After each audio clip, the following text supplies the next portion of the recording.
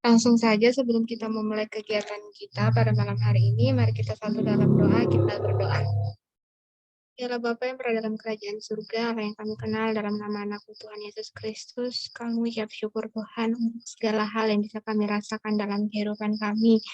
Kami bersyukur Tuhan pada saat ini, dari pagi sampai pada saat ini kami masih boleh merasakan berkat kesehatan, dengan segala kecukupan yang dapat kami rasakan. Berterima kasih juga Tuhan pada malam hari ini Engkau masih memberikan kesempatan bagi kami untuk belajar firman-Mu. Engkau memberkati setiap kami Tuhan, biarlah apa yang kami baca, apa yang kami pelajari Tuhan dapat menjadi petunjuk untuk kami menjalani kehidupan di sehari-hari, memberkati teman-teman yang sebentar lagi akan bergabung Tuhan, biarlah kegiatan ini dapat berjalan sesuai dan seturut kehendak-Mu, memberkati jaringan media yang kami gunakan Tuhan, agar kegiatan ini dapat terjadi dengan lancar. Inilah doa kami Tuhan, acara pada malam hari ini dari awal pertengahan sampai pada akhirnya kami mau pertaruhkan di dalam tangan kuasa-Mu. Haleluya, amin.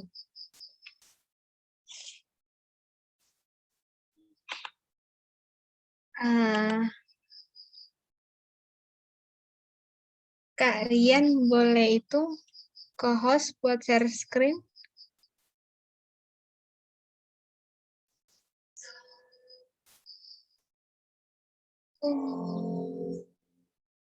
Kak Rian masih di kamar mandi. Oke, nanti tunggu. Berharap teman-teman juga sudah persiapan. Kita akan belajar pada bab yang keempat, ini tentang kerajaan parsial. Ada beberapa topik yang sudah dibaca, totalnya ada 35 halaman, jadi biar...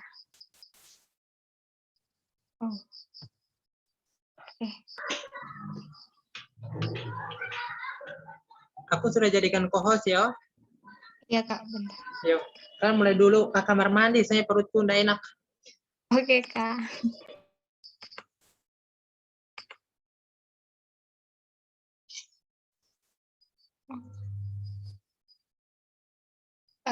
Sebentar.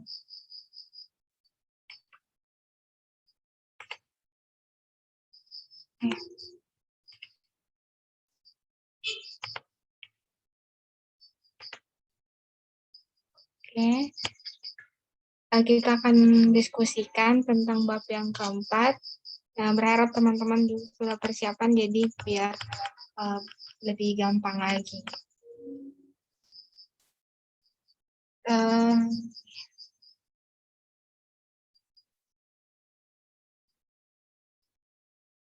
Untuk bagian ini, mungkin dari teman-teman bisa men-sharingkan apa yang sudah kalian dapat.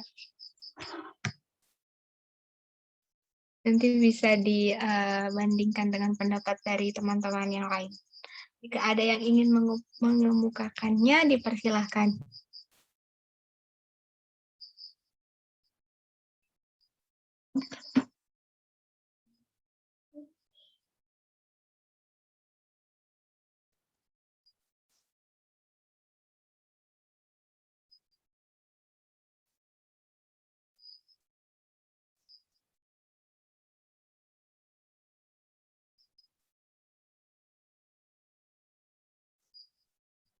Untuk bagian ini adalah cerita tentang bangsa Israel ya, untuk bab yang keempat ini, mulai dari mereka keluar dari tanah Mesir sampai pada perpecahan untuk kerajaan parsial ini. Di kotak ini mungkin teman-teman sudah bisa lihat, jadi ada pembagian-pembagiannya, misalnya dari yang ke Kejadian 12 sampai Keluaran 18 itu membahas tentang umat Allah. Kemudian topik yang pemerintahan dan berkat Allah itu mulai dari Keluaran 19 hingga Imamat, sampai pada Raja dari Allah itu pada Hakim-Hakim hingga 2 Tabarik. Nah, selanjutnya itu akan dibagi per poin-poin yang ini. Misalnya dari yang pertama, umat Allah itu yang Kejadian 12 sampai 18 itu berpusat pada janji. Ini ada 2 ayat yang menjadi acuan. Aku akan membuat engkau menjadi bangsa yang besar. Aku akan mengangkat kamu menjadi umatku dan aku akan menjadi Allahmu. Ini adalah janji yang diutarakan Allah kepada Abraham. Makanya di sini pada penggenapan parsial ini ada dua tokoh, yaitu Abraham dan Ishak. Di sini bercerita tentang bagaimana Allah menggenapi janjinya kepada Abraham. Dikatakan bahwa keturunannya akan menjadi bangsa yang besar dan Allah akan menjadikan bangsa Israel sebagai umat kepunyaannya sendiri. Di sini juga ada beberapa konflik, seperti yang kita tahu bahwa istri Abraham itu Sarah itu mandul dan tidak mempunyai anak, sehingga jadi kayak mungkin memunculkan keraguan pada diri Abraham, sehingga Abraham mencoba memecahkan persoalan itu dengan mengambil hambanya, yaitu Hagar, dan melahirkan seorang anak laki-laki, Ismail. Namun di situ dikatakan bahwa Allah jelas mengatakan bahwa umatnya itu tidak akan berasal dari Ismail. Ia berharap Abraham itu harus berpegang teguh pada janji Allah, ingin digenapi. Ketika Allah membuat janji, berarti hanya Allah yang dapat mewujudkannya. Dan Abraham harus percaya pada janji itu. Dan pada akhirnya, dengan kuasa Tuhan dan melalui mujizat Tuhan, Sarah mulai mengandung pada usia yang ke-90 tahun ya. Ya, dan melahirkan seorang anak laki-laki. Mungkin bagi kita, bahkan pada zaman modern saat ini, masih dianggap mustahil untuk seorang perempuan yang sudah berusia 90 tahun untuk dapat melahirkan. Di sini bahkan ada cerita jika misalnya Sarah ada di kejadian sekarang, kayak mustahil. Makanya pas Abraham ini tertawa ketika Allah mengatakan bahwa itu akan terjadi. Makanya namanya adalah Ishak, ya artinya tertawa. Di sini juga dikatakan bahwa akhirnya rangkaian Injil itu mulai bergerak maju. Walaupun belum mencapai panjang sebelum rangkaian itu mencapai tujuannya dalam Yesus.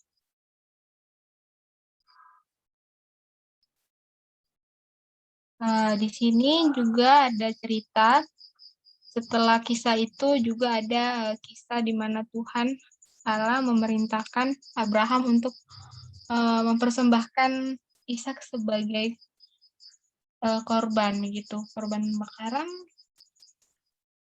Di situ mungkin kalau kita di situasi Abraham kayak benar-benar kayak sedih begitu. Padahal Tuhan Allah sudah menjanjikan bahwa umatnya akan lahir melalui Ishak, tapi tiba-tiba Allah memerintahkan hal demikian. Tapi Abraham, walaupun dia tidak memahami mengapa Allah memerintahkan demikian, tapi dia tetap berpegang pada ketaatan akan Allah dengan sepenuh hati.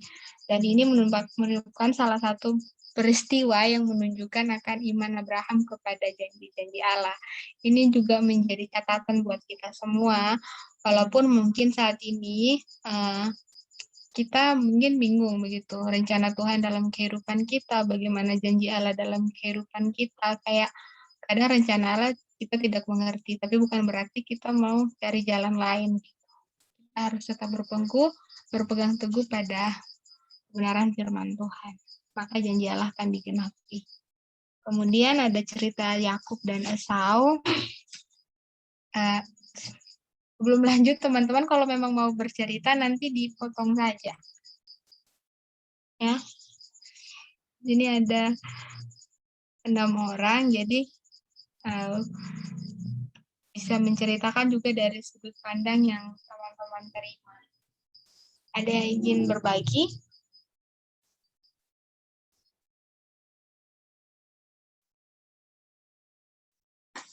Jika tidak ada, lanjut. Di sini setelah kisah Abraham dan Yakub, kemudian ada kisah Yakub dan Esau. Jadi setelah Abraham menikah dengan Sarah yang dianugerahi anak bersama Ishak, kemudian Ishak itu memperistri Ribka. Kemudian lahirlah Esau dan Yakub. Dan ya, Walaupun di sini dikatakan bahwa Esau anak pertama, tetapi Yakub yang akan menerima berkat ayahnya, di mana keturunan Yakub lah yang akan berada dalam garis perjanjian dan menjadi umat Allah. Mengapa Allah memilihnya? Ini bukan suatu pilihan yang kita sebagai manusia mudah dimengerti, tapi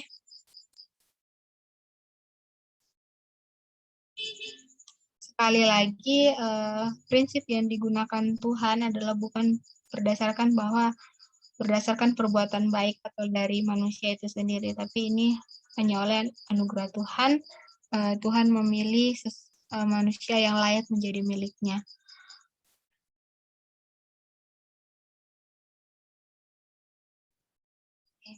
Kemudian ada cerita tentang Yusuf. Ini kisah yang terkenal juga, teman-teman pasti tahu kisah Yakub kemudian mempunyai 12 anak dan Yusuf adalah yang paling muda dan merupakan anak kesayangan dari ayahnya, dan ini membuat saudara laki-lakinya iri, kemudian menjualnya sebagai budak dan memberitahu Yakub bahwa Yusuf telah mati. Hal ini mengakibatkan Yusuf kemudian berakhir di Mesir dan kemudian dia dimasukkan ke dalam penjara. Kemudian dia bertemu dengan juru minum Firaun dan pada akhirnya dia mampu mengartikan mimpi Firaun dan menjadi tokoh yang berpengaruh di Mesir.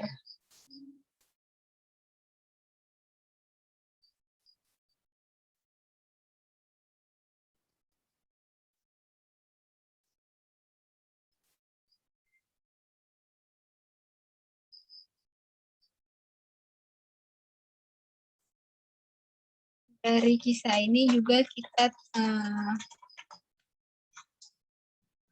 berpengharapan bahwa Tuhan Allah pada saat itu juga tetap berpegang kendali, walaupun mungkin saat Paulus dibuang, kemudian dimasuk penjara, seperti Tuhan sudah tidak ada baginya. Tapi ditegaskan kembali bahwa pada saat itu Tuhan pun tetap memegang kembali.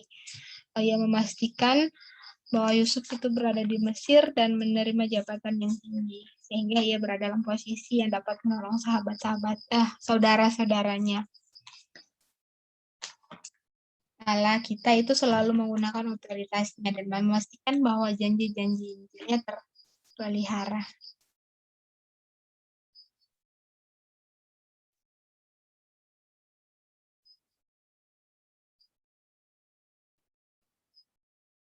Oke.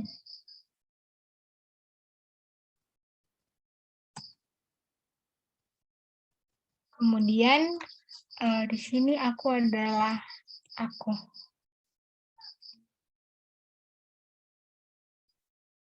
Setelah kisah Yusuf, setelah bertahun-tahun lewat, Israel kemudian mulai dimasuk pada tahun-tahun perbudakan yang panjang, dan ini tentu membuat bangsa Israel pada saat itu bertanya-tanya apakah Allah sudah melupakan janjinya.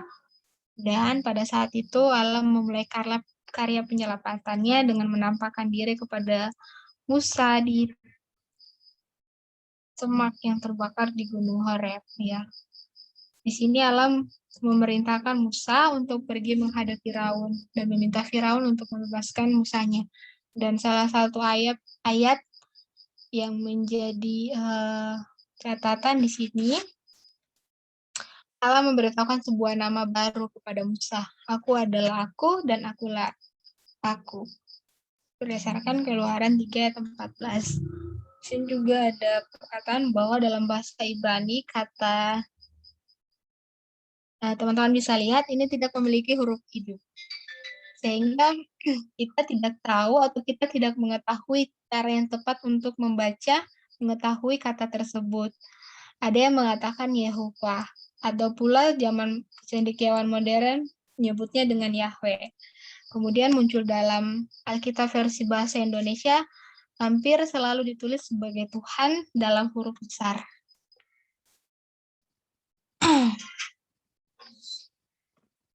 Nama di sini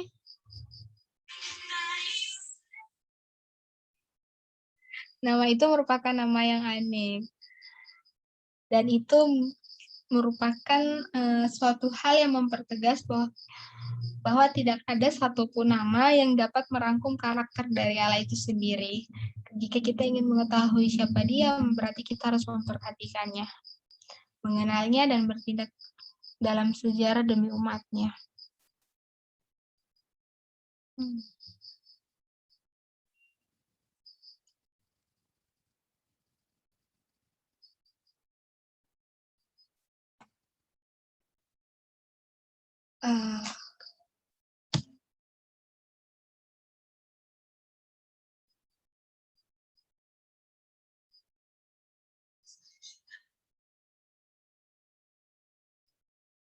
Oke.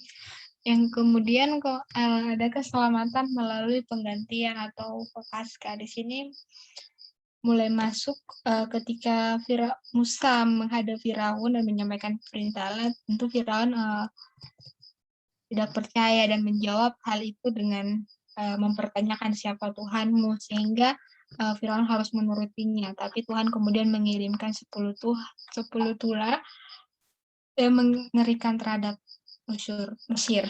Dan ini salah satu peristiwa yang mendemonstrasikan kuasa Allah yang sangat besar. Walaupun sampai tulah ke-9 Firaun tetap keras kepala, tapi pada akhirnya ke tulah yang ke-10 itu mematahkan ketahatannya. Dan ini saya juga baca, ternyata pada perjanjian lama itu korban persembahan yang dikasih itu adalah salah satu bentuk penggantian begitu. Di sini juga dikatakan bahwa sebenarnya anak laki-laki dari orang Israel itu layak itu untuk dihukum karena mereka juga orang berdosa begitu.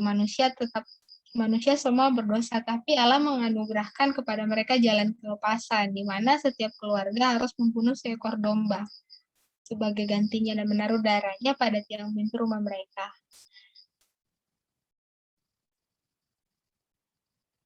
Ini juga merupakan salah satu karya Allah untuk keselamatan dalam zaman perjanjian lama. Karena bangsa Israel diajarkan untuk menyelamatkan melalui penggantian. Umat Allah layak mati akibat dosa mereka, namun sebagai gantinya orang lain mati. Di sini juga kembali diperlihatkan bahwa pada saat itu juga kita sedang dipersiapkan untuk karya pembebasan yang lebih besar. Bahwa nantinya akan ada anak domba yang mati untuk menggantikan dosa manusia.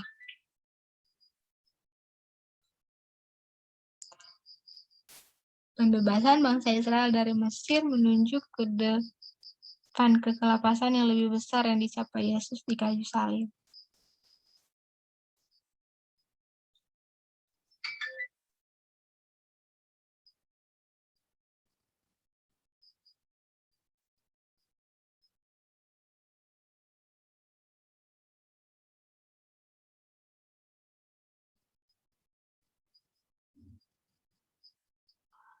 Kemudian ada keselamatan melalui kemenangan.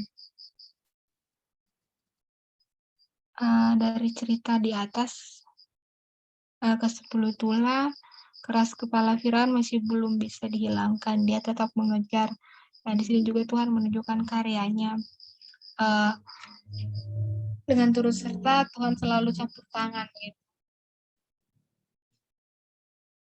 Kemana-mana dia hanya menyampaikan janjinya, tapi dia terus serta menyertai manusia untuk menggenapi janjinya tersebut.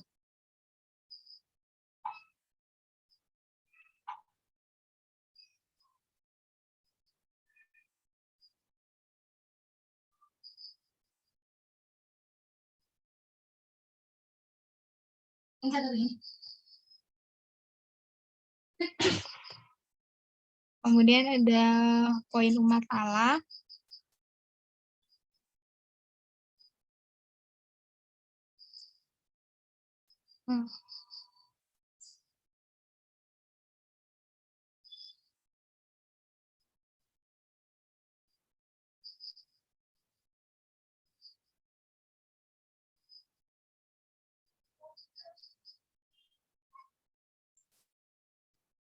Di sini dibagi dalam 3 poin. Yang pertama itu Keluaran 1 sampai 18 itu temanya ya, itu tentang Allah yang membebaskan. Kemudian selanjutnya ayat yang ke-19 sampai 24 pasal adalah Allah yang meminta. Kemudian pasal 25 sampai 40 itu Allah yang mendekat. Kemudian masuk di perintah dan berkat Allah. Di sini Allah mengatakan, aku akan memberkati engkau. Ada yang ingin bercerita untuk bagian ini? Halo. Ya, halo. Mungkin Kak mau berbagi boleh? Oke, boleh. Silahkan. Dari awal boleh, dari atas? Iya, boleh, Kak. Boleh. Sampai akhir pun boleh. Nggak, Kak cuma mau berbagi dari atas sampai yang di pemerintahan ini. Iya, Kak. Oke, kasih untuk kesempatannya. Jadi, kalau dari Kak, puji Tuhan, yang Kak dapatkan dari 35 halaman ini ya, yang pastinya sejarah, karena kan tujuan dari bab ini kan menceritakan pengenapan janji Tuhan atas bangsa Israel yang terbagi atas 4 bagian. Dan bagi Kak, puji Tuhan walaupun cuma kata-kata begitu yang Kak pikir mungkin tidak akan Kak mengerti, tapi puji Tuhan setelah Kak baca ya ternyata mudah dimengerti tulisan ini. Jadi membuat orang juga bisa, bagi Kak, khususnya bagi Kak, lebih mudah memahami apa yang ingin disampaikan firman Tuhan. Terkhususnya pada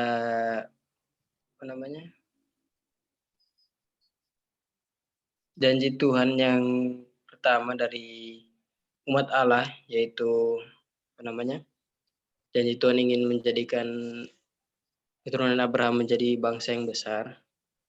Yang Kak lihat itu memang walaupun Tuhan sudah menjanjikan keturunan Abraham akan menjadi bangsa yang besar, bukan berarti selama selama kehidupannya, perjalanannya itu akan mudah ataupun lancar, tapi malah menemui banyak tantangan, cobaan, rintangan, bahkan dari awal pun yang kayak tadi Butut bilang, istrinya Abraham ini, Sarah ini mandul. Jadi Kak pikir walaupun Tuhan menjanjikan sesuatu yang indah, tapi bukan berarti prosesnya akan semudah yang akan diprediksikan. Tapi ternyata memang sulit, karena kan dari awal pun Tuhan sudah istilahnya sudah memberikan kayak kayak mampu ndak, walaupun saya sudah kasih Tuhan sudah kasih janji, tapi mampu ndak akan tetap setia dalam janji itu, dalam orang tetap berpengharapan. Yang kadang itu sih, karena sepanjang dari awal keturunan dari Abraham, dia paksakan untuk, karena kan mandul, jadi dia paksakan membuat keturunan dengan orang lain, tapi kan akhirnya Tuhan tidak merestui, karena kan Tuhan tidak mau ini tercipta karena karena perbuatan manusia kan. Jadi dia mau memang tunggu sabar, karena janji ini akan tetap saya tepati walaupun memang banyak rintangan yang akan dilewati. Jadi terang istilahnya dibutuhkan kesabaran, orang butuh tetap walaupun banyak tantangan, orang harus tetap berpengharapan pada Tuhan yang kalian di situ sih, di umat Allah. Dan juga untuk yang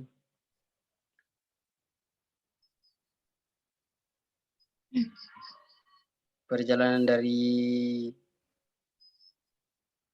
tanah Mesir ini, bangsa Israel itu pun walaupun sudah diberikan janji, tapi tetap dapat yang kayak bilang tadi, dapat tetap menemui rintangan, cobaan, dan tetap puji Tuhan, mereka yang lain itu masih berpengharapan, masih punya harapan, masih menyadarkan kehidupan mereka sama Tuhan, dan puji Tuhan, mereka menikmati berkat itu seperti yang dikatakan tadi di pemerintahan berkat Allah. Sehingga ketika pada akhirnya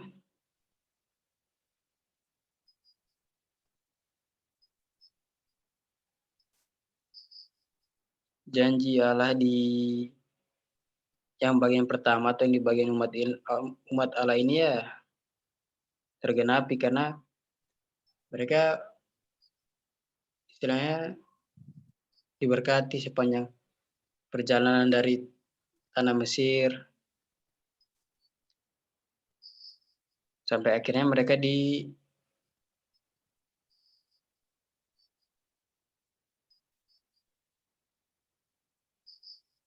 tanah Kanaan. Kemudian yang kedua ini pemerintahan berkat Allah yang Kak baca tadi, yang Kak dapatkan di mana pemerintahan ini kalau mungkin di pikiran kita kan katanya di dalam bab ini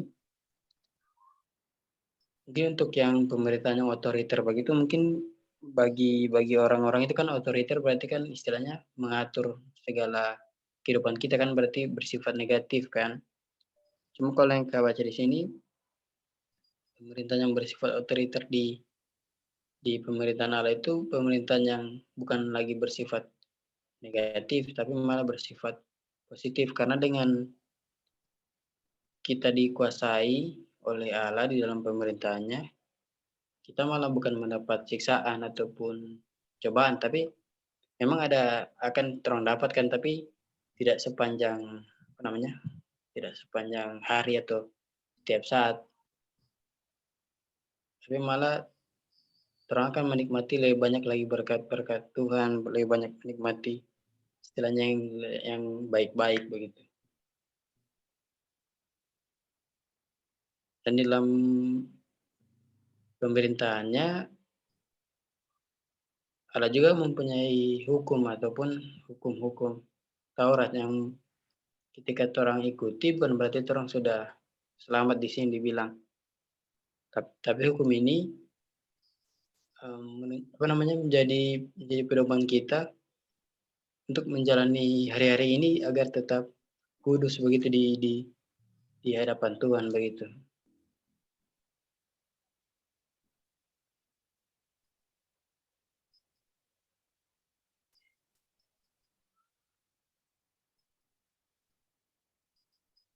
Itu untuk pemerintahan berkat Allah. Dan di sini juga yang dikatakan tadi kayak bilang kan ada kemah suci. Kemah suci ini kalau dari Kak, ketika dorong sampai akan menuju ke tanah Kanaan, mereka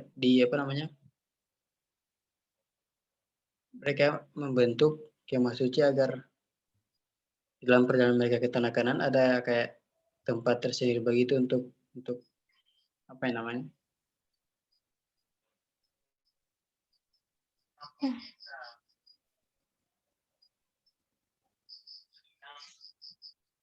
Untuk berkumpul di situ lah, untuk sama-sama berkumpul agar mendapatkan hadirat Tuhan. Kalau dari Kak untuk dua bagian itu ya itu sih agar tetap berpengharapan dan juga agar tinggal dan menetap di dalam pemerintahan Allah agar kita semua mendapat berkatnya. Kalau dari Kak itu sih dulu. Kasih. Terima Terima kasih Kaldi untuk iya insya Allah. Untuk teman-teman yang lain, mungkin ada beberapa hal yang ingin juga disampaikan.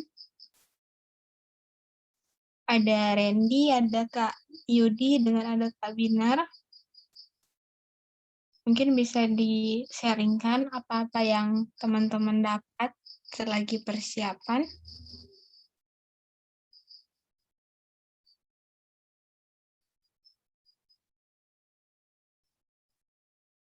Mau masuk.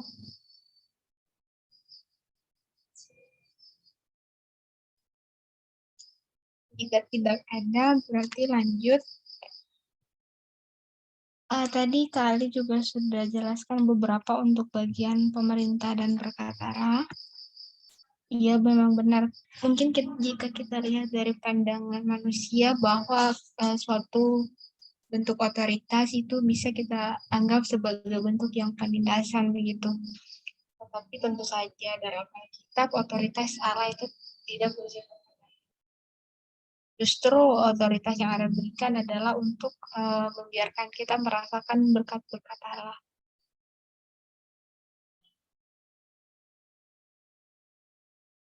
Iya.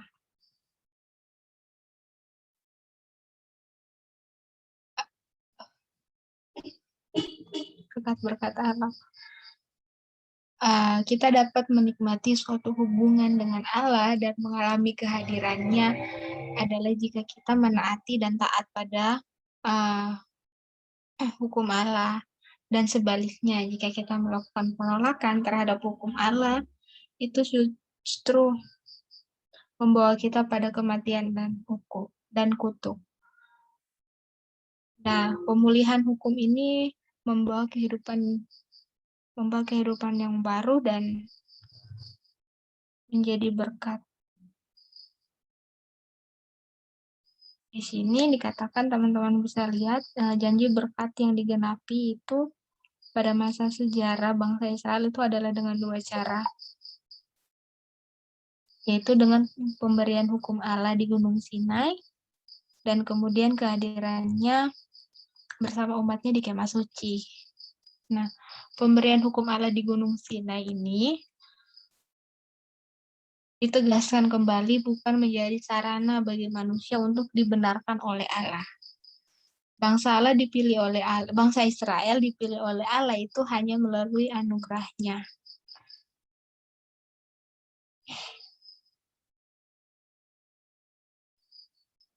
Ya.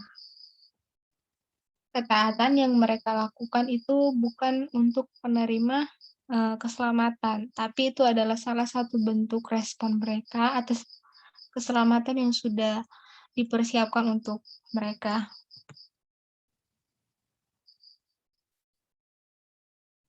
Dan seperti yang sudah dikatakan sejak awal bahwa ketaatan ini sangat diperlukan untuk kita dalam merasakan berkat yang tercakup dalam perjanjian. Kalau memberikan berkat, selanjutnya juga kita harus taat pada perintahnya. Ini ada hukum Taurat yang ada di dalam Alkitab, teman-teman bisa baca.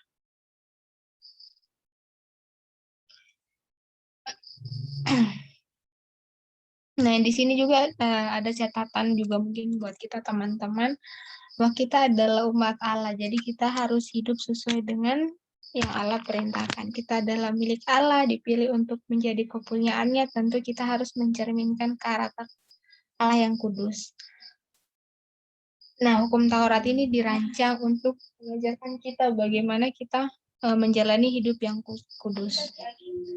Dan ini bergantung pada dua prinsip.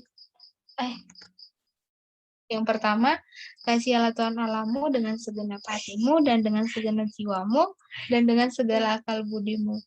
Dan kasihilah sesamamu seperti dirimu sendiri. Untuk hadirat Allah ini,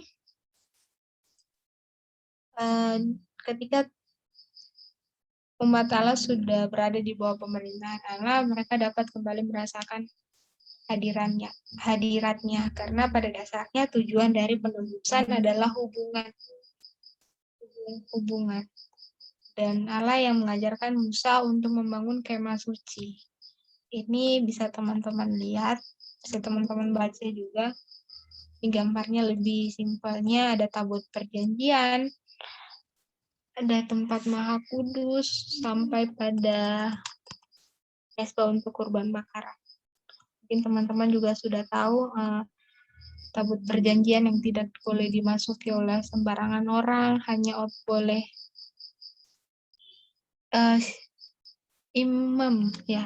Itu pun hanya di sini, di sebelum tirai dan 1 tahun sekali. Teman-teman bisa baca di situ.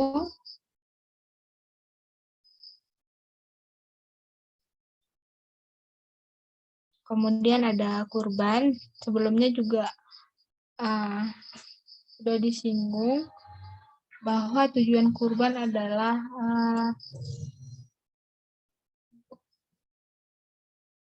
menebus dosa umat. Ada gantinya.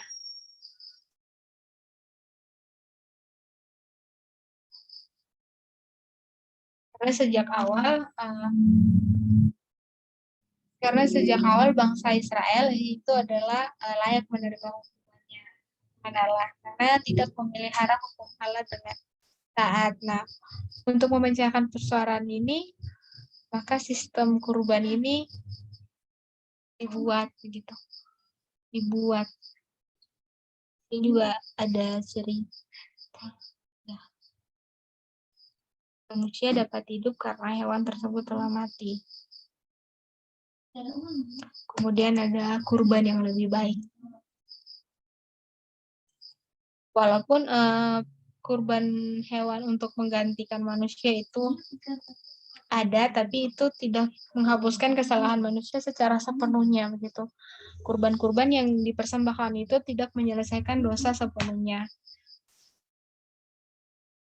Dan ini menunjuk jauh melampaui kurban-kurban sebelumnya, bahwa Tuhan Yesus akan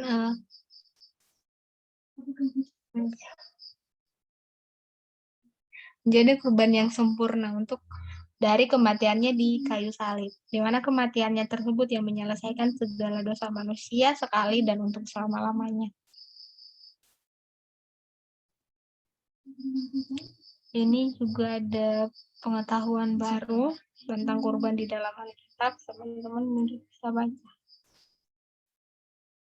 Dan kita masuk ke penilaian Alkitab yang pertama. Penilaian Alkitab pertama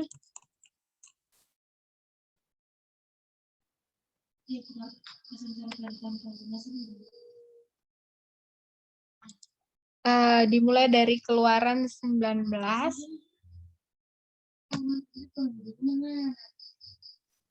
Oke, boleh Kak masuk saja? Kak masuk deh. Oke. Thank you, Binar.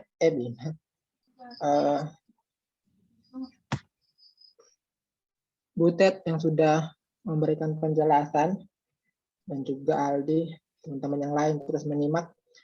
Karena waktunya orang terbatas, tinggal 6 menit lagi. Malam ini, kalau menurut Kak, kita tidak usah PA dulu pendalaman Alkitab, tetapi bagaimana kita melihat gambaran kerajaan parsial ini secara lebih jelas gitu. Boleh gitu ya. Kak, berpikir ini sebelum ditutup sih. Supaya terang tidak berlalu begitu saja, melainkan memahaminya dengan benar gitu. Gitu saja ya. Boleh begitu? Boleh Kak? Iya. Yang hal pertama di bab ini, apa yang teman-teman terpikir dengan penggenapan parsial ini?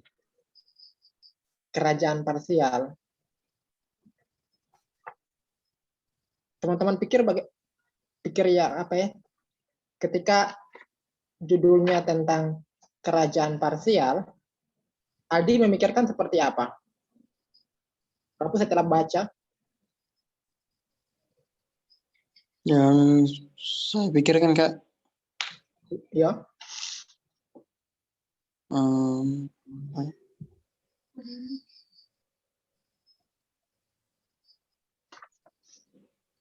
Ya ini Kak, apa namanya? Tuhan tidak pernah lalai dalam menepati janjinya.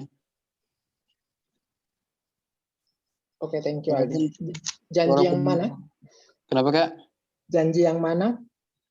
Di itu Kak, dari pertama dari umat Allah sampai yang di apa? Raja dari Allah tadi. Soalnya kan ada baca tadi walaupun memang yang kayak pertama itu umat Allah.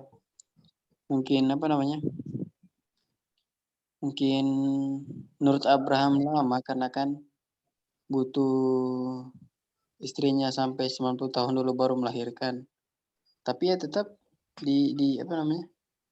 Dalam perjalanan menuju pengenapan janji Tuhan itu, ya Tuhan tetap istilahnya menyertai dan akhirnya memang digenapi. Dan puji Tuhan untungnya apa namanya? Abraham dan keturunan yang lain kayak Ishak baru apa lagi tadi? Yakub itu tetap setia mengikuti apa namanya?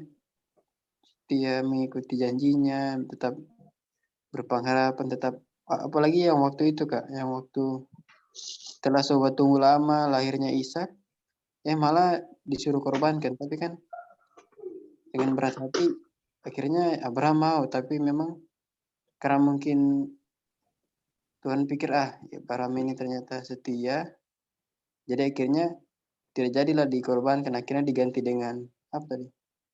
Domba kah kambing tadi. Pokoknya ada penggantinya. Jadi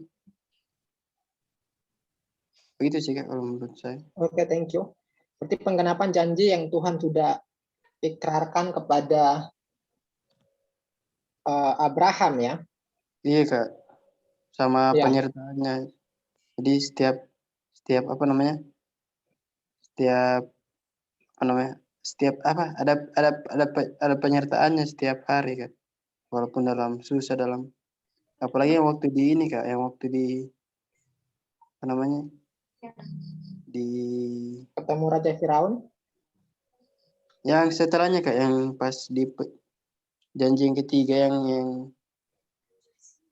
yang apa namanya kalau mereka tidak hidup dalam pemerintahan Allah, mereka tidak bisa hidup di tanah Kanaan kan, di tanah perjanjian. Ya.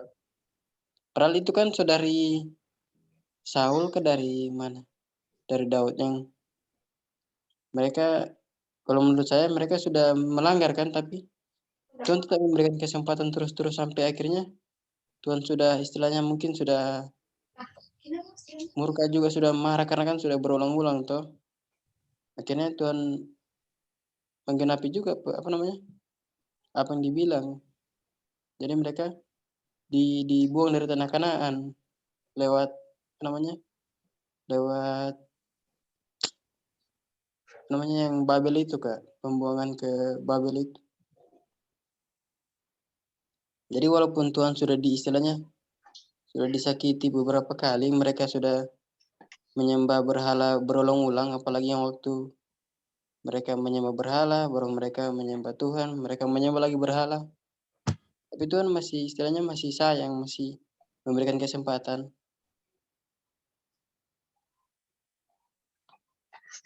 Gitu Kak.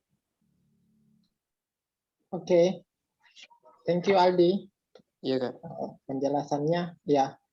Tadi sudah mengingatkan kepada kita semua beri jawaban bahwa penggenapan secara parsial janji Tuhan terhadap kerajaan Allah, kerajaannya sudah dia janjikan kepada Abraham, itu dijelaskan di sini. Karena parsial berarti penggenapannya baru sebagian.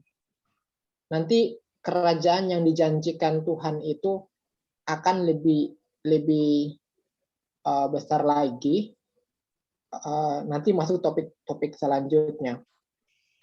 Tapi ingat bagian ini sama seperti Aldi bilang tadi, penggenapan janji Allah ya, janji Allah itu dipenuhi secara parsial.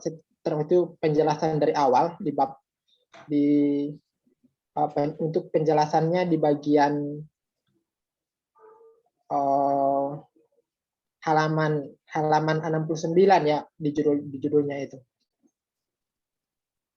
Jadi ketika Tuhan menjanjikan kepada Abraham bahwa aku akan membuat engkau menjadi bangsa yang besar, itu janji tentang umat. Terus dia bilang, aku akan memberkati engkau. Itu berarti Allah memerintah dan memberikan berkat kepada bangsa nantinya yang akan menjadi keturunan Abraham. Dan ketika Allah berkata di pasal yang sama, begitu. Dia berkata, aku akan memberikan negeri ini kepada keturunanmu. Jadi janji Tuhan ini kepada Abraham di pasal 12 itu tentang janji tentang umat bangsa yang besar itu digenapi ketika bangsa Israel terbentuk gitu. Dan janji untuk Allah memerintah dan Allah itu janji tentang Allah memberkati bangsa Israel itu terbentuk begitu, tergenapi di mana Allah memberikan hukum-hukumnya dan di mana mesbah Allah itu dibangun atau tabernakel itu dibangun di mana Allah tempat Allah berdiam dan di mana Allah datang di tabut perjanjian itu, di mana ada dua kerub, di situ tempat Allah berdiri, begitu Allah hadir di tempat itu. Jadi ketika Allah hadir berarti Allah memerintah di situ. Dan Allah berjanji untuk memberikan negeri kepada keturunan bangsa Israel, itu tanah Kanaan, itu digenapi begitu. Satu hal yang perlu untuk diingat, penting sekali ya teman-teman, pembahasan buku ini itu dari awal, mulai dari kitab per kitab. Dia membahasnya dari Kejadian sampai Wahyu secara berurutan. Kalau bab 1 sampai bab 4, bab 3 itu hanya sampai di Kejadian. Setelah kisahnya Abraham, gitu ya, kisahnya Abraham, dan akan berlanjut di kitab Kejadian itu berlanjut terus di kitab Keluaran, Imamat, Bilangan, Ulangan, itu Kejadian, Keluaran itu akan tergenapi jadi bangsa yang besar. Di kitab Keluaran akan terlihat itu jadi bangsa yang besar.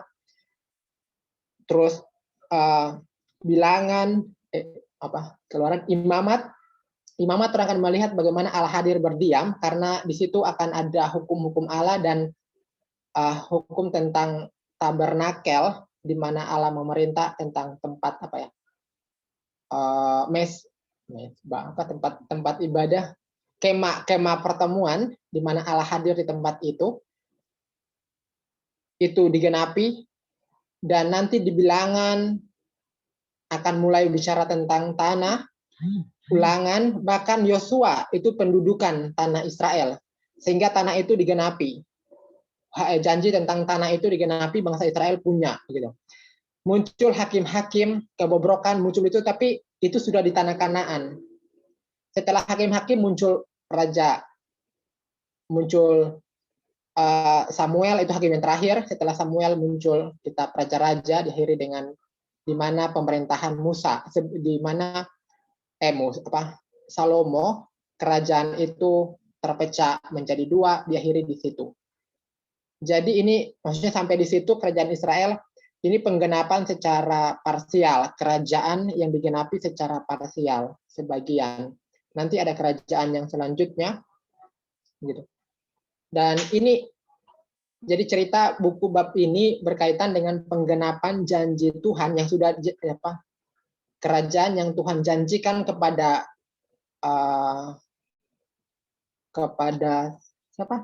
Abraham, yang dia janjikan kepada Abraham waktu dia memanggil Abraham, itu digenapi secara parsial sampai dibahas buku ini, bab 4 ini, sampai kerajaan itu dipimpin oleh Salomo. Jadi sampai di kitab raja-raja atau bahkan ya Tawarik gitu. Tawarik itu kayak mengulang. Jadi kalau perhatikan pembahasan buku ini, dia akan membahas dari alur buku, kitab demi kitab, dan akan nanti berlanjut di kitab berikutnya. Ya, saya berharap teman-teman menangkap hal itu.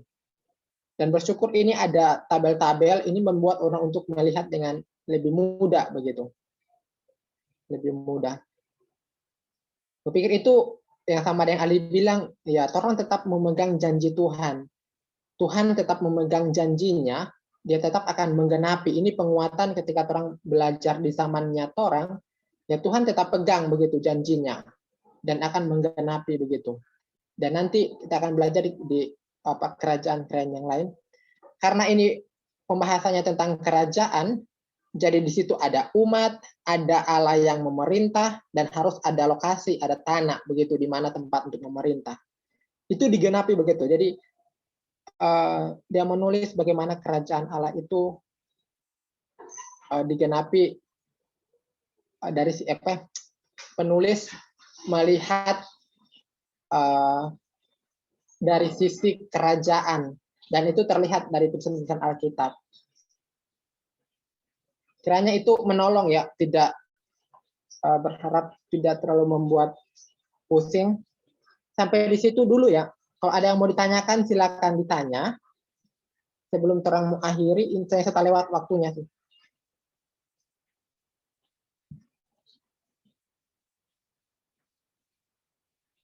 Halo?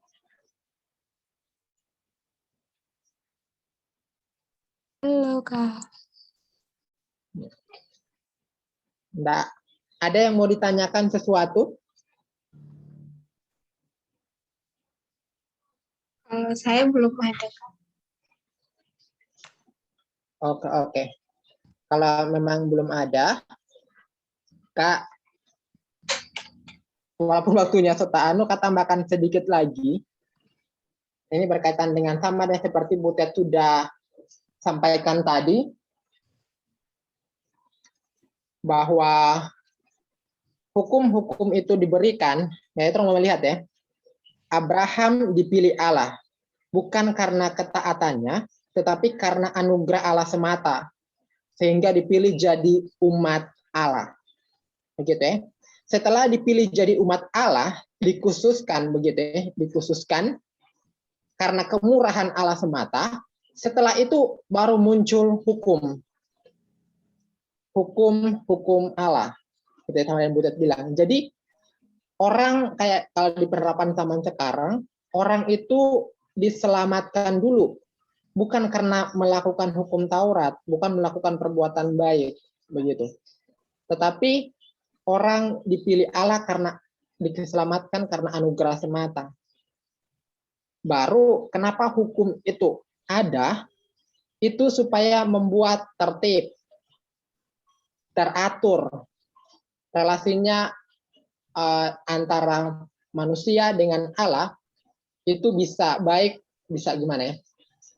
Yang tujuannya hukum itu diberikan supaya teratur hidup umat begitu.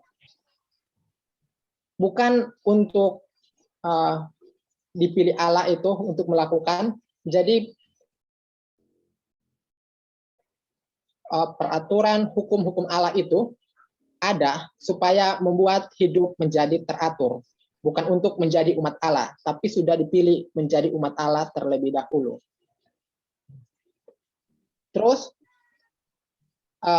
berkaitan dengan di kitab Imamat bagaimana Allah memerintah, itu pun inisiatif Allah sendiri. Sudah makan.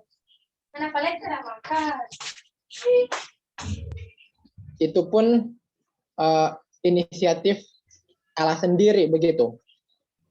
Allah yang karena kasihnya begitu besar ketika melihat di kitab Imamat itu, Allah yang mengatur sendiri, sehingga kan kalau manusia jatuh di dalam dosa, ya, sebenarnya manusia jatuh di dalam dosa, Allah tidak mungkin bisa menyatu. Allah tidak mungkin bisa menyatu dengan orang yang berdosa, karena terlalu suci bagi Allah untuk bersama-sama dengan orang berdosa. Tetapi karena kasih Allah yang besar, kalau melihat kitab Imamat, kenapa sih Allah mau membangun kemah suci? Kenapa Allah mau hadir? Itu inisiatif Allah sendiri yang menjumpai orang yang berdosa, begitu. Bukan manusia yang cari Allah, tetapi Allah sendiri yang mencari manusia, membangun relasi dengan manusia, dengan menyuruh membuat kemah pertemuan di mana ia bisa hadir di ruang Maha Kudus. Itu supaya bisa menjumpai umat Allah, umatnya begitu ya, umat yang sudah dipilihnya. Jadi kita melihat betapa besar kasih Allah ya. Allah yang rela-rela untuk berusaha untuk membangun relasi dengan Allah. Dengannya begitu, manusia dengannya begitu. Tetapi kita tahu bahwa manusia itu berdosa, Allah itu suci, bagaimana bisa terhubung, bisa membangun, bisa relasi, bisa berbicara dengan Allah, bisa membangun hubungan dengan Allah. Itulah kenapa dibutuhkan korban persembahan. Sehingga kalau di kitab Imamat akan belajar tentang korban demi korban, ada korban sajian, tapi ada korban penebus salah begitu. Bahkan ada korban yang namanya korban pendamaian, itu untuk satu umat begitu. Jadi dengan korban itu manusia bisa terhubung kembali dengan Allah. Manusia bisa kembali terhubung dengan Allah. Dan itu semua inisiatif Allah sendiri. Bagaimana membangun relasi dengan manusia begitu. Inisiatif Allah sendiri. Jadi ketika Tuhan Allah hadir, itu menyatakan dia mau memberkati kita. Ketika Allah mau hadir dan mau memberkati kita, itu bukan karena inisiatif manusia, tetapi Allah sendiri yang mau datang menjumpai manusia dan memberkati manusia. Kalau kita melihat perjanjian lama seperti ini, kita melihat bahwa gambaran ya, ini merupakan gambaran perjanjian baru secara jelas bagaimana Kristus, gambaran yang digambarkan secara samar-samar di perjanjian lama, bagaimana korban itu supaya bisa manusia terhubung dengan Allah. Kristus yang menjadi korban penebus dosa yang paling utama gitu. Kalau hewan itu terbatas, tidak sempurna, tetapi Kristus adalah persembahan yang sempurna. Itu semua ada inisiatif Allah sendiri untuk membangun relasi dengan manusia. Jadi ketika Allah mau datang menjumpai manusia dan memberkati manusia, itu bukan karena usaha manusia. Jadi ketika Allah memberkati kita, itu bukan usaha kita, dan jangan pernah berharap berusaha untuk Allah memberkati kita, karena memang Allah yang sendiri yang mau untuk memberkati kita. Sebelum kita tidak layak pun Allah yang berusaha untuk hadir, memerintah, dan memberkati kita. Jadi itulah kalau kita melihat di Imamat ya pasal 16, bagaimana korban penebus salah itu korban pendamaian untuk semua umat Israel, itu gambaran bagaimana Kristus nantinya dikorbankan untuk menebus segala dosa umat manusia. Jadi kalau ya kiranya teman-teman bisa menemukan gitu sesuatu hal yang indah di dalam kisah di mana kerajaan Allah itu memerintah, Allah berjanji dan dia menggenapi, dan kalau kita melihat semua hanya karena kasih karunia semata. Kiranya itu menolong kita untuk lebih memahami begitu kasih Allah yang besar, dan semua karena Allah sendiri yang berinisiatif, bukan karena kita. Ya, hidup kita hanya untuk ya taat saja gitu. Mana respon kita untuk ungkapan syukur kita kepadanya? Itu sih yang kami bisa tambahkan. Kalau ada yang lain yang mau memberikan masukan atau apa sesuatu, silakan sih sebelum kita tutup. Nanti kita akan lanjut sih kalau pertemuan berikutnya kita akan lanjut selesaikan bahan ini.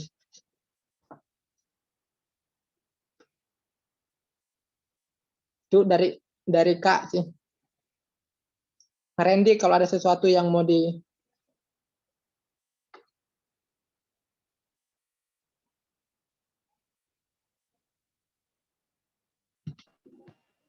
Kalau dari saya belum, Kak.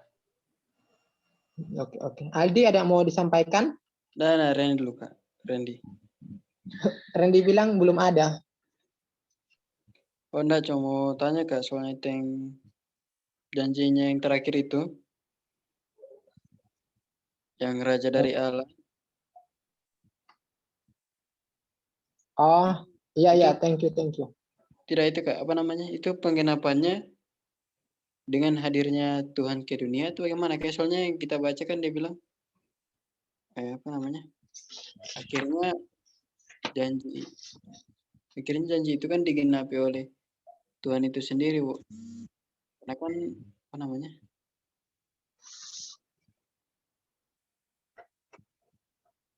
Katanya Raja Salomo pun tidak bisa apa namanya? Belum masuk kriterianya lah begitu, Pak. Bukan raja yang dimaksud Tuhan begitu untuk menggenapi janji itu.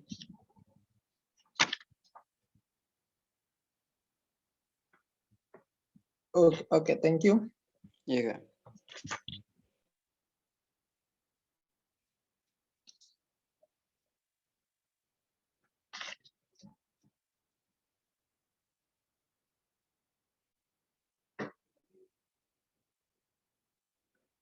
Kalau berkaitan dengan raja dari Allah, mungkin orang akan berpikir ini kan tentang berkaitan dengan Kejadian 3:15 ya. Keturunan akan meremukan kepalamu, tapi ini nubuatan untuk Kristus sebenarnya. Raja dari Allah sebenarnya ini Mesias. Kalau mau bilang yang apa? Mau bilang bahwa nantinya yang memerintah sebagai raja itu pasti Mesias yang ujung-ujungnya. Memang ada rencana dari Allah, tetapi itu adalah Mesias, begitu yang raja dari Allah. Tapi kalau orang melihat kisahnya ini janji Allah begitu, ketika memberikan raja, sebenarnya kan Allah yang raja itu kan adalah Allah sendiri begitu. Tidak mau ada raja lain seperti bangsa-bangsa lain yang punya raja. Allah sendiri yang ada raja begitu. Memang Allah, tapi yang katakan tadi memang Allah punya merencanakan bahwa ini kan pola kerajaan pasti ada raja begitu. Dan terakhirnya ya Mesias begitu ya, ada Kristus yang meremukan kepala ular ya Mesias begitu. Yesus. Kalau terang melihat raja dari Allah, semua yang dari kisah hakim-hakim itu pemerintah itu kan belum raja, tapi mereka yang memerintah begitu, jadi pemimpin begitu. Tapi itu tidak bagaimana ya, malahan ada dosa dan siklus dosa, tapi anugerah Allah begitu, semakin buruk tapi ada anugerah Allah, baik ulang muncul hakim yang baik, setelah itu buruk lagi, setelah anugerah Allah memunculkan hakim yang baik lagi, setelah hakim mati itu muncul siklus dosa lagi. Ya seperti itu di kitab hakim-hakim seperti itu. Terus nanti masuk di Samuel itu rakyat sendiri yang meminta raja begitu, yang minta raja untuk ada raja bersama seperti bangsa lain, dan Allah memberikan Samuel begitu. Tapi itu Allah memberikan bukan Allah tidak kehendaki begitu untuk memberikan raja, karena itu kan sebenarnya raja Allah sendiri begitu. Karena sudah terbentuk raja, ada raja berarti harus ada penerus dan penerus, dan Allah memilih sendiri itu raja yang dipilih oleh Allah sendiri sebenarnya itu Daud. Dan keturunan Daud ini itulah yang jadi keturunan yang Yesus lahir dari keturunan Daud begitu.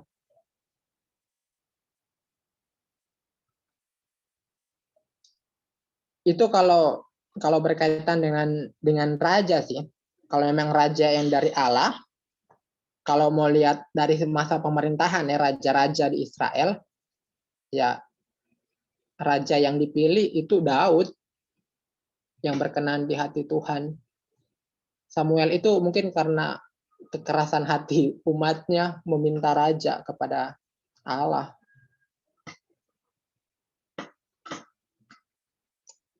Dan nanti keturunan Raja Daud yang akan memerintah sebagai raja bagi dunia ini. Tapi itu di kerajaan yang dinubuatkan nanti, kerajaan yang kekal. Itu Mesias yang dari keturunan Daud. Mungkin seperti itu sih, Aldi. Iya Kak.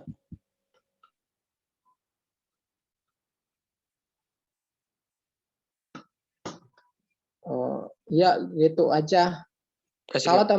teman-teman baca Alkitabnya itu akan menolong teman-teman untuk melihat, membacanya dengan sangat baik begitu. Ini sebenarnya cuma ringkasan dari kitab-kitab gambaran besar sekali begitu.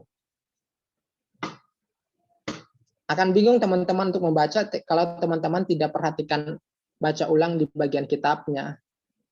Sehingga ya cobalah untuk Bible reading gitu. Bukan coba sih, lakukan begitu. Supaya melihat lebih jelas. Macam contohnya hakim-hakim, teman-teman akan melihat ketika Allah memilih hakim, umat itu akan baik sekali itu. Tapi ketika hakim itu mati, umat Allah memberontak, berdosa lagi. Setelah itu anugerah muncul, Allah memberikan hakim yang baru. Setelah itu hakim yang baru memerintah. Setelah memerintah mati, bobrok lagi hidup bangsa Israel. Jadi seperti itu. Tapi di tengah-tengah siklus dosa dan anugerah, teman-teman akan melihat waktu lamanya hidup baik bangsa Israel ketika hakim memerintah itu lebih lama dibandingkan pemberontakan keberdosaan yang dilakukan oleh bangsa Israel. Nanti misalnya hakim memerintah 40 tahun. Setelah itu mati, bangsa Israel memberontak lagi mungkin 10 tahun. Setelah itu digantikan ada hukum lagi tiap 20 tahun. Seperti begitu. Teman-teman akan melihat indahnya Alkitab. Oke, thank you. Mungkin itu nanti terang lanjutkan. Berharap teman-teman bisa baca ulang sih. Baru terang diskusi ulang. Thank you Butet untuk waktunya menjelaskannya.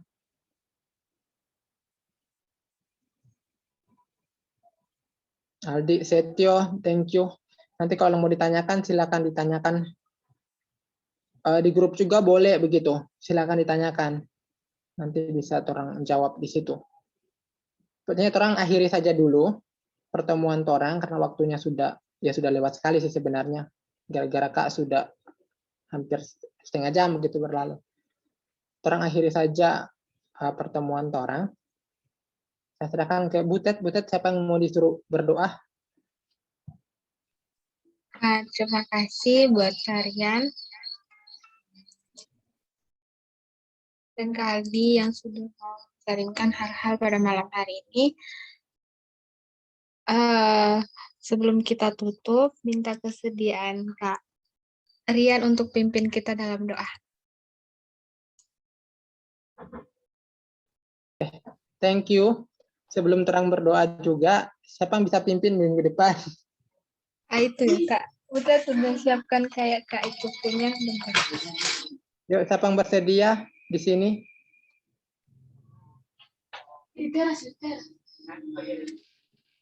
Apa itu? Ada Randy, Aldi, Dinar, Yudi. Ada yang bersedia?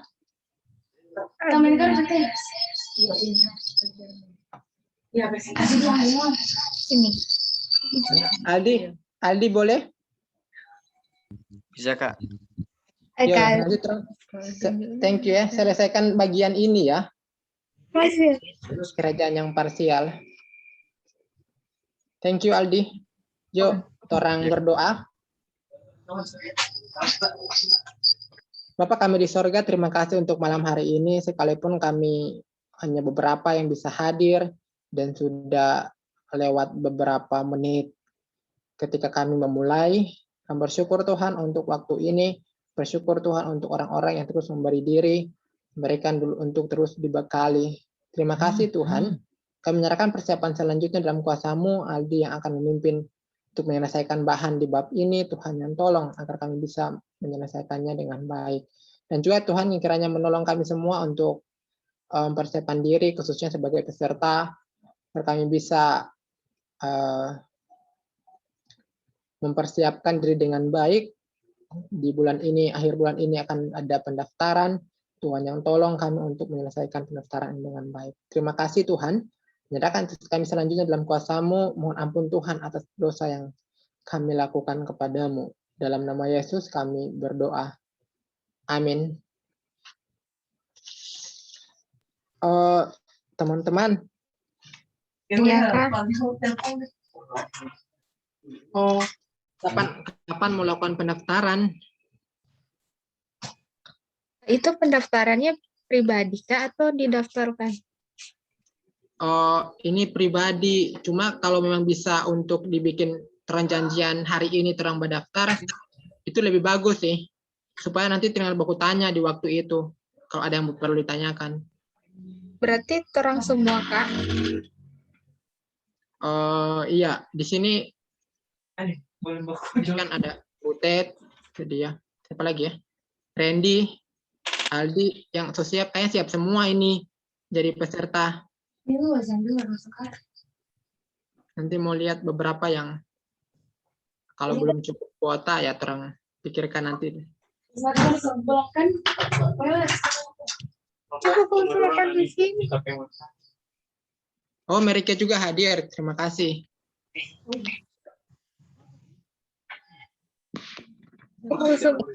Unit makanan. Kalian hari apa mau daftarnya?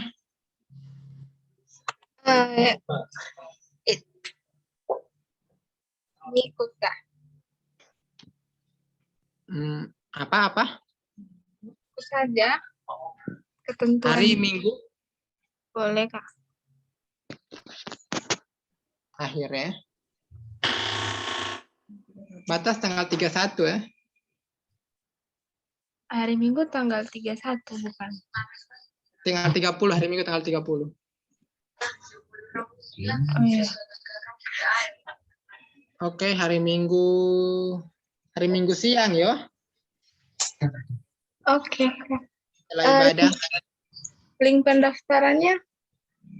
Nanti Kabinar yang Oke, Kak. Oh, di Warta ada sih sebenarnya. Nanti mau lihat, ulang mau lihat. Kak juga disuruh daftar sih. Waktunya sama sih.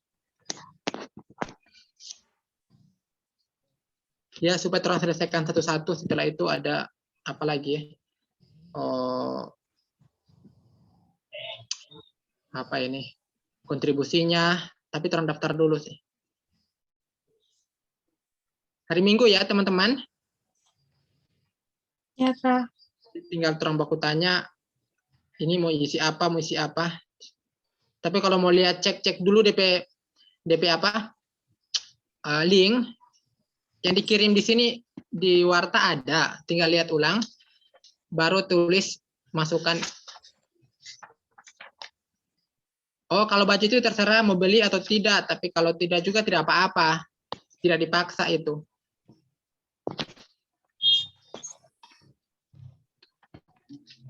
Soalnya kalau mau beli, maka akan dikirimkan sih. Ongkir juga terang-tanggung kayak.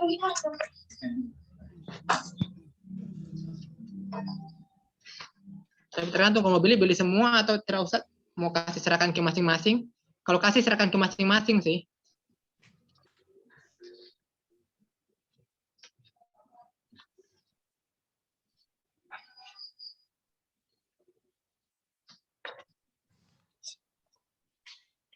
Kalau mau kebersamaan, soalnya agak susah orang mau pesan lagi. Biasanya kalau pesan ya pesan satu kali sih, satu kali.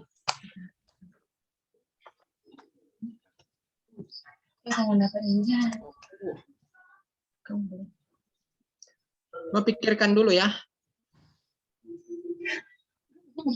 Contoh itu.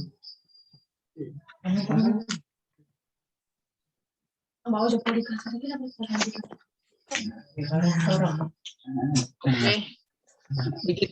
Begitu saja yo.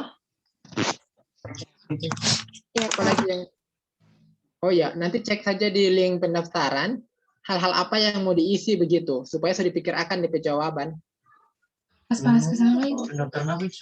Nanti coba-coba saya isi, kan ada DP Google Form itu kan, Google Form. Masukkan saja kode-kode kalau ada lanjut supaya bisa dilihat di pertanyaan apa saja. Saya makan aja. Ada yang mau makan ini, makan saja.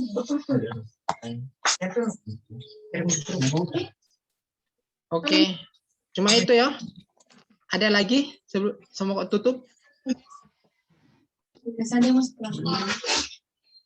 Belum ada kayaknya, Kak. Oke. Merike aman? Aman, Kak. Setio aman? Aman, aman.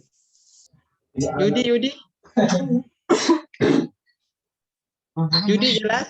Tadi keluar masuk?